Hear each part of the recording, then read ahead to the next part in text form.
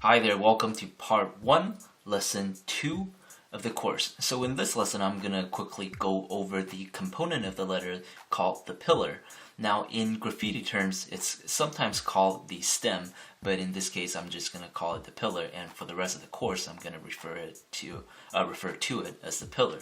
So you can see here, starting with the A, I have the two pillars going from here, down here, to here. Okay, so two separate pieces of the pillar. Pretty simple, right? And then down here we have the K. It goes down like that. And then this one, you can tell it has a bend to it, but it's going downwards. So the basic, I guess you can say, definition of a pillar or a stem is something that goes down vertically instead of something that goes horizontally, or it's not really something with a lot of detail attached to it. Okay, so again, A goes down like that, K goes down, this one has a little tweak to it, and then for the R, it goes down like this, and then for the leg here, it goes down like that as the pillar. Now for the R, there is actually a curve to it, and this one will not be considered as part of the pillar because it has a curve to it. Okay, so now a couple different, I guess you can say, exceptions. If you can see here, for the G, we have the pillar going down this way, but as it curves around, that part will be considered more as the curve part instead of the pillar part. But then on the other side of it, you can see the pillar goes downwards like that.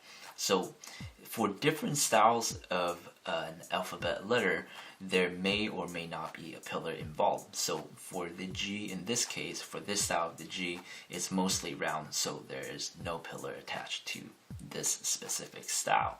Alright, so for the S, you can tell it goes like this, boom, sideways, that's a pillar, down and down.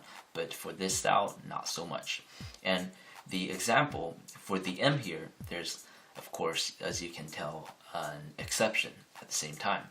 For the pillars, or for this one, the pillars go down this way, but the connecting point, it would not be considered as pillars because they're quite narrow, and I'm going to talk about bridges later on, but in this case, they would be considered as bridges.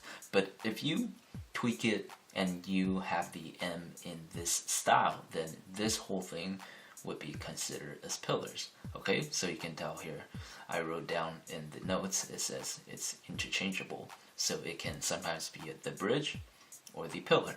Okay, so again, to recap, the pillar is basically the component of the letter that goes downwards vertically instead of things with a lot of detail or going horizontally. Okay, so that's the pillar.